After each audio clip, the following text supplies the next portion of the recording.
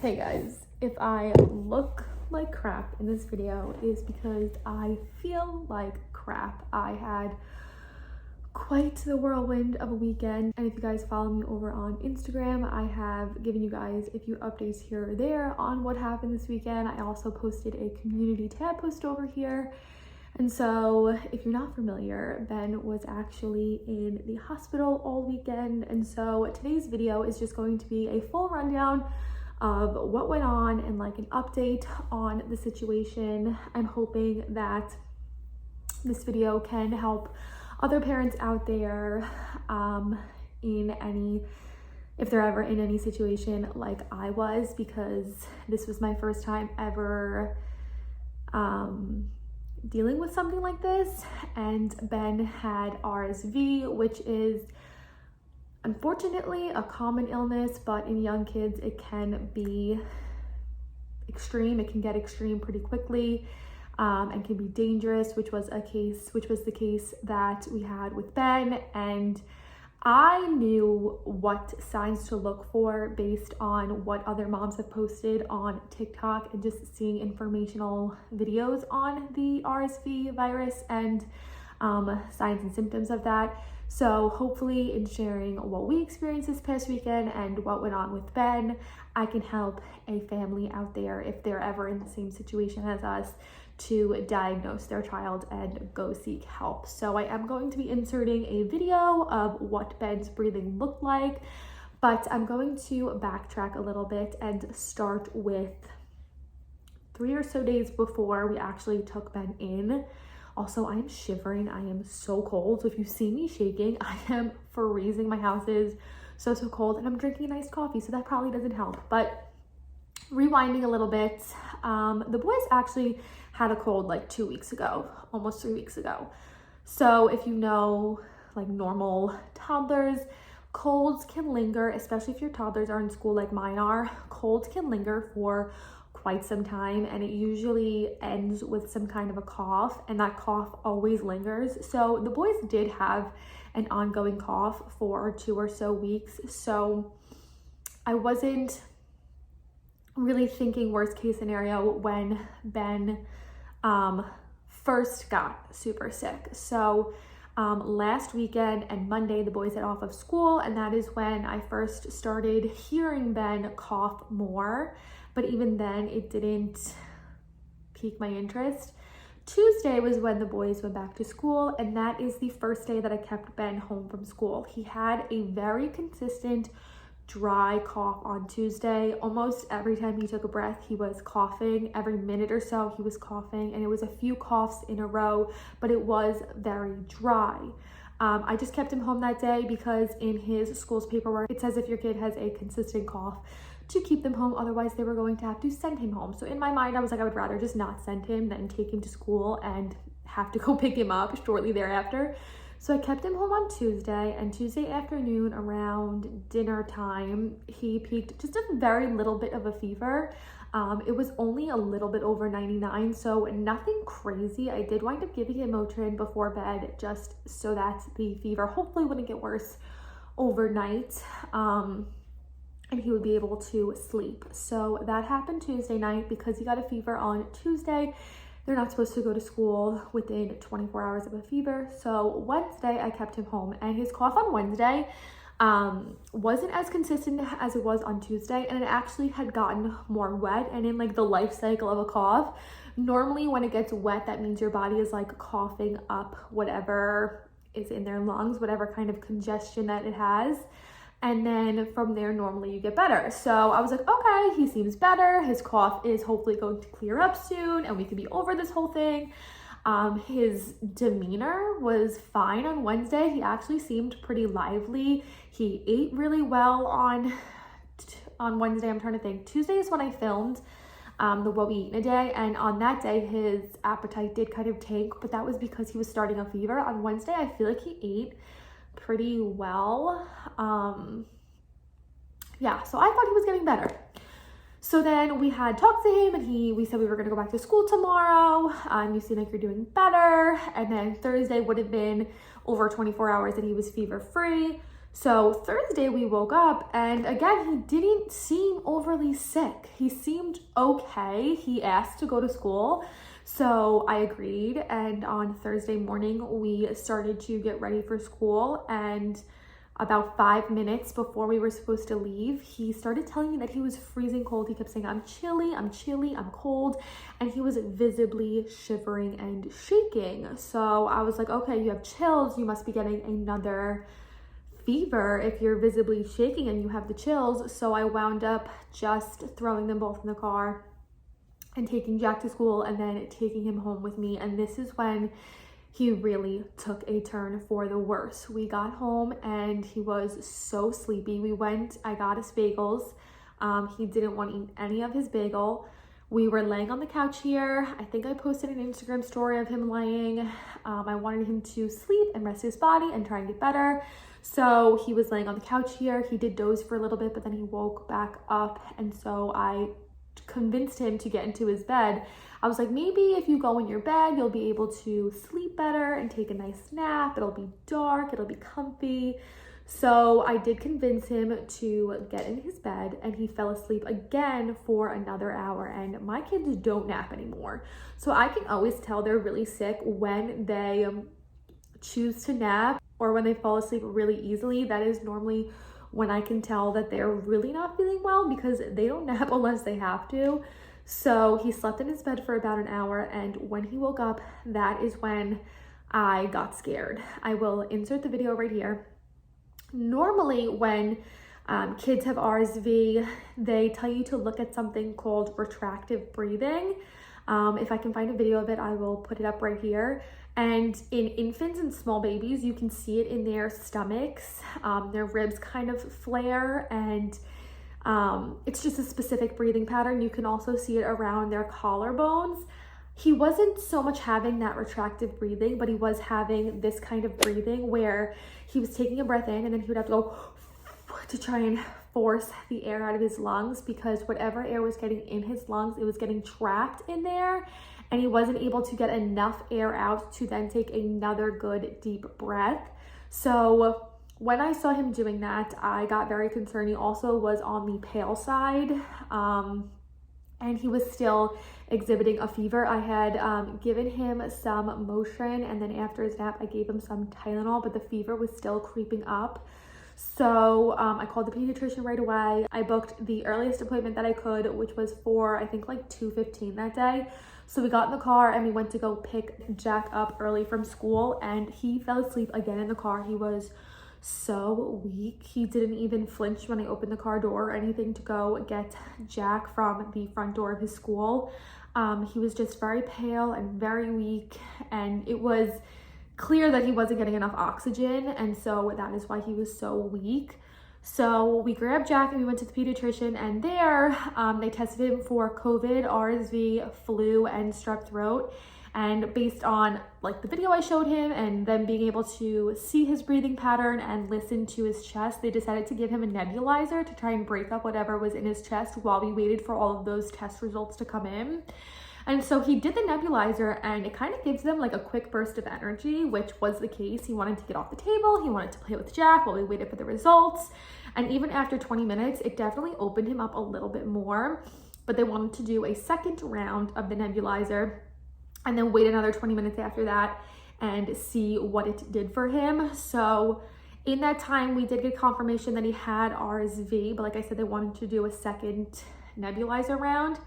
And at this point, Ben had to go to the bathroom. So I took him to the bathroom, and he was sitting on the potty, and he said, "I'm really sleepy, Mommy. I'm just gonna fall asleep right now." And I was like, "What do you mean you're sleepy? What do you mean you're tired?" And in like a second, the color washed from his face and he was about to pass out. So I rushed him back into the room.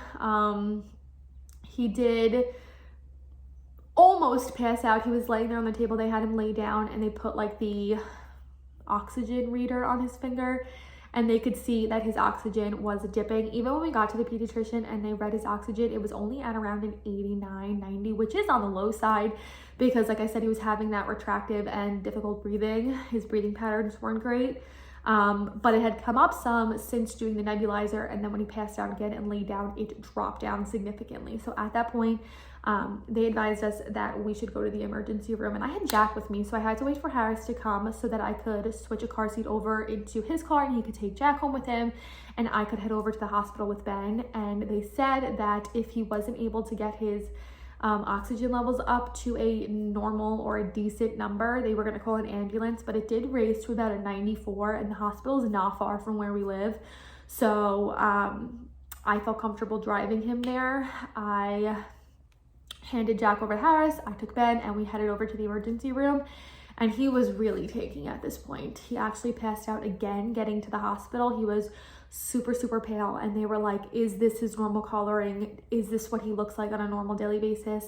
And when I told them no, they rushed him right back. The pediatrician did call the hospital, so they were able to get us back into a triage room super quickly.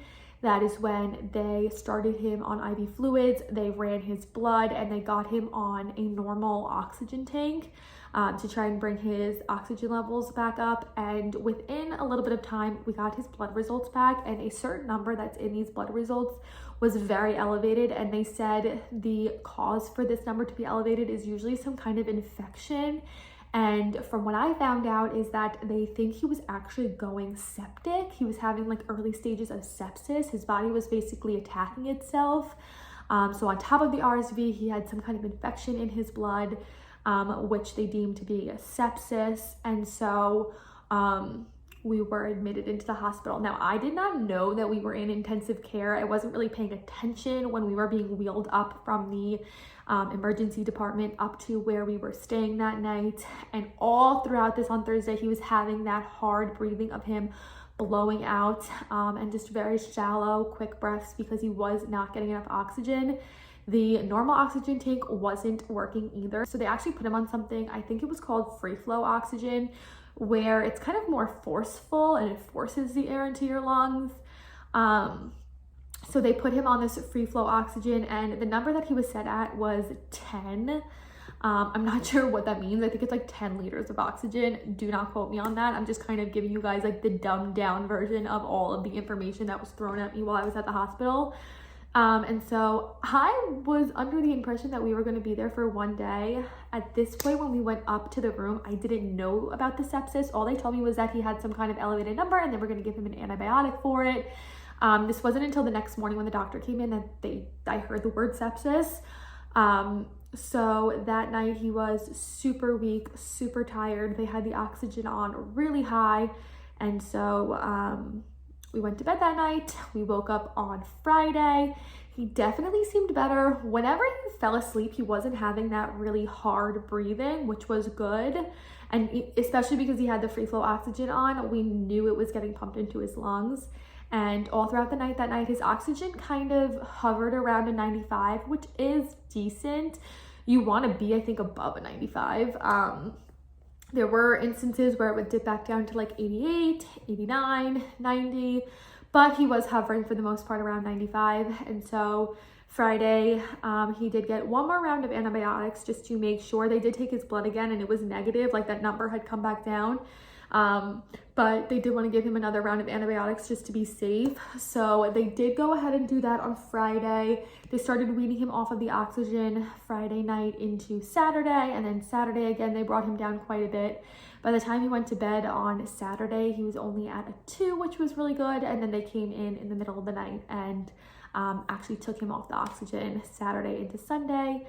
And through all of this, he didn't have any of that breathing anymore after the initial admission on Thursday, and he kind of turned around really quickly. Now they say days 3 through 5 of RSV are the worst days, and RSV is a virus, so there really is nothing that you can take or do for it. It's kind of just like, what do they call it? Just like keeping yourself comfortable and treating the symptoms. So of course, if you have a fever, taking Tylenol or Motrin, all that kind of stuff. So we kind of just had to ride it out. By the time we left on Sunday, his lungs sounded clear. Like I said, he was no longer on oxygen. All his numbers were back down to normal. His oxygen was hovering around a 97. So although it was a pretty traumatic weekend and there was a lot going on, he turned around pretty quickly and he was cleared to go back to school. And so he's back in school. Half of his class tested positive for RSV. And like I said, I never sent him to school last week. So he must have gotten it the week prior. And then over the weekend is when it kind of incubated in his body. And then it started presenting itself on like Monday and Tuesday. And then in days 3 through 5 would have been like Tuesday, Wednesday, Thursday, or Wednesday, Thursday, Friday. But he was cleared to go back to school. Jack does have a cough and a runny nose. He most likely has RSV, but a more like subtle case of it, which is the instance with all of his classmates. Like they all have a cough and a runny nose, but no one is having like the retractive breathing or seems to be in need of oxygen. So they say after 7 days of having the virus, you're really no longer contagious. And Jack started on the cough like Wednesday. So both of the boys are in school. Ben does have a follow-up appointment later on today to just check his lungs and make sure everything sounds clear. But that is what we experienced this weekend. Thank you to everyone who sent us well wishes. And since it is, I mean, October is kind of early for RSV season, but the hospital said that they were getting multiple admissions and cases already. Kids who are on like a 15 for oxygen. So if your child presents, you know, a cough, a persistent cough, a runny nose, some sort of a fever, those are usually like the first symptoms for RSV. You know, it's like one of those things, like you could have COVID but never know because you're not testing yourself for it. You could have the flu but never know because you don't take a test for it. Your child could have RSV and it just never gets to the point where they need to like get tested. Like if Ben never got really bad, I don't know if I would have ever brought the boys to the doctor because in my mind they just had a cold that they were getting over. But if you ever see your child exhibit any of the breathing patterns that I shared in today's video, struggling to breathe, quick breathing, retractive breathing, the blowing out breathing like Ben did, that is definitely a sign that your child is not getting enough oxygen and you need to take them in to get seen as soon as possible. So I hope this video helps. Could be a little bit of informational for you if you're a parent or have a young child or work with young children or anything like that. These are just things to look for. RSV is very dangerous, especially in like newborns. My mom told me I had RSV when I was 5 weeks old and she was in the hospital with me for that. RSV is very serious for, I think kids like under the age of 5, they say. So it's just something to be mindful of going into this cold season. So that is it for our update. Benny is home. He's doing really well. This was the longest the boys were separated from one another. They were away from each other for Thursday night, which Jack actually did not want to sleep in his bed. He was too scared to sleep in his bed without Ben. So he had a sleepover with Harris in our bed all weekend, but they didn't sleep together Thursday, Friday, and Saturday. And then Friday and Saturday, they were away from each other the whole day. And then of course, parts of Thursday and Sunday. So that was the longest time that they've ever been apart from each other. It was super cute watching their reunion. They gave each other such a big hug. They were so excited to be around each other. But everyone's doing better in our house. Like I said, they're back in school. Hopefully we've put this behind us, but now I know going forward what to look for. And I'm definitely going to be a lot. I mean, I feel like I have great mom intuition because even on Thursday, I texted my mom and I was like, I'm afraid he has RSV and I'm afraid he's going to get pneumonia, which was something that we were concerned about in the hospital. But when they did a chest x-ray, all he had was bronchiolitis, which is a complication of RSV. No pneumonia, thank God. But my mom intuition, when I saw him on Thursday, I knew something was wrong and I called it that he had RSV, even though I've never physically seen RSV presented in anyone around us, like in family members or anything. All I knew about RSV was what I learned on the internet from other TikTok parents or just doing my own research on Google. So that is why it's so important to keep yourself informed and know what to look for with these illnesses, all these illnesses that are kind of dangerous for your child's age group. So I hope this video was informational. I'm very thankful that Ben turned around really quickly. Again, thank you to everyone who sent us well wishes. It's so nice to know that so many of you out there care for my child and, you know, wish the best for them. So that is it for today's video. Regular scheduled content is going to be going up after this. So I will see you guys in my next video. Bye guys.